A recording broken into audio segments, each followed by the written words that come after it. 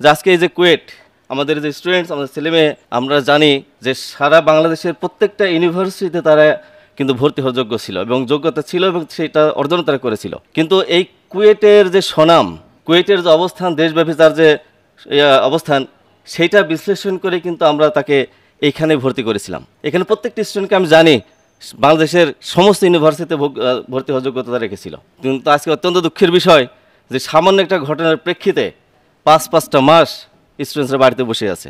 এটা অত্যন্ত দুঃখের। গার্জেন হিসেবে আমি অত্যন্ত হতাশাজনক অবস্থার মধ্যে আছি। তো আমরা জানি কোন ঘটনার প্রেক্ষিতে এটা ঘটেছে, আমরা জানি। তো আমি এই স্টুডেন্ট শিক্ষকদেরকে উদ্দেশ্যে বলতে চাই, আমাদের এই শিক্ষকরা কিন্তু বহির্বিশ্বে অনেক ইউনিভার্সিটি থেকে তারা অনেক বড় বড় ডিগ্রি নিয়ে আসছেন।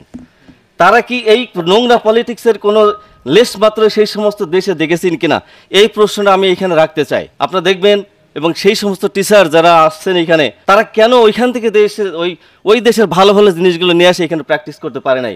কেন নোংরা পলিটিক্সের সাথে তারা এখানে এসে জড়িত হয়? আমাদের ছাত্ররা ভুল করতেই পারে, ছেলেমেয়েরা তারা অত্যন্ত ছোট।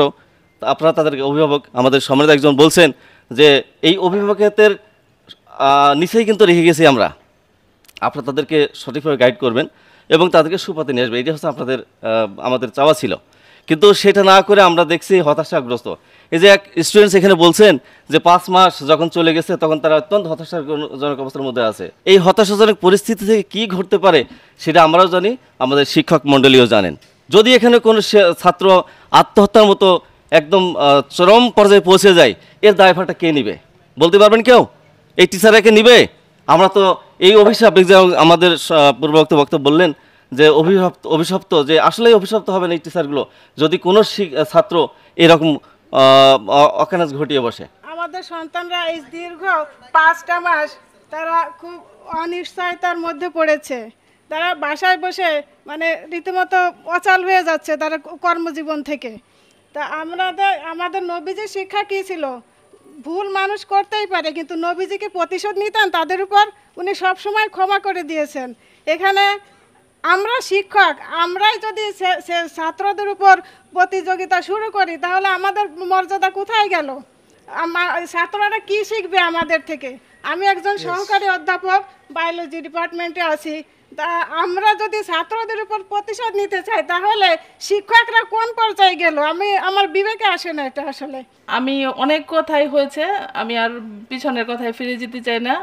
আমার একটা বিশেষ অনুরোধ স্যারদের প্রতি, সন্তানতুল্য ছাত্ররা যদি কোনো অপরাধ করে থাকে তাদেরকে ক্ষমার সুন্দর দৃষ্টিতে দেখবেন এবং তাদেরকে ক্ষমা করে দিবেন।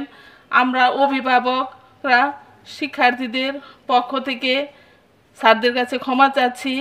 এদের এই ক্ষতি, অপূরণীয় ক্ষতি আর আমরা সহ্য করতে পারছি না। সাথ ছিল সন্তানদেরকে মানুষের মতো মানুষ গড়ে তুলব, বড় আশা নিয়ে এই খুলনা প্রকৌশলী বিশ্ববিদ্যালয়ে এসেছিলেন। কিন্তু তার বিনিময় কি পেলেন? এতদিন পিছিয়ে গেল। আমি তাদের লেখাপড়া করার হিমশিম খাচ্ছি। একা উপার্জন করে 2টি ছেলেকে লেখাপড়া করাচ্ছি। আর একটা ছেলেকে ডাক্তার বানানোর স্বপ্ন ছিল আমার। সে ছেলে ইন্টারমিডিয়েটে পড়ে মানিকগঞ্জ দেবেন্দ্র কলেজে। কিন্তু আমার আশা বাস্তবায়ন হবে কিনা তা আমি কল্পনাও করতে পারছি না। আমি এখানকার শিক্ষকদের বিনয় অনুরোধ করে বলছি, আপনাদের সন্তানরাও তো ভুল করে থাকে। বাপ মা কি সন্তানের ভুল ক্ষমা করে না? আপনারা দয়া করে সন্তান বলে তাদেরকে ক্ষমা করে দিন। আমিও আপনাদের কাছে ক্ষমা চাচ্ছি তাদের হয়ে। আপনারা তাদেরকে আর কষ্ট দিবেন না। একটা কথায় বলে, একটা ধারালো অস্ত্র যদি বাসায় দীর্ঘদিন পড়ে থাকে সেটা অকেজো হয়ে যায়। আমাদের ছেলেপেলেও ঠিক ওই পথে চলে গেছে।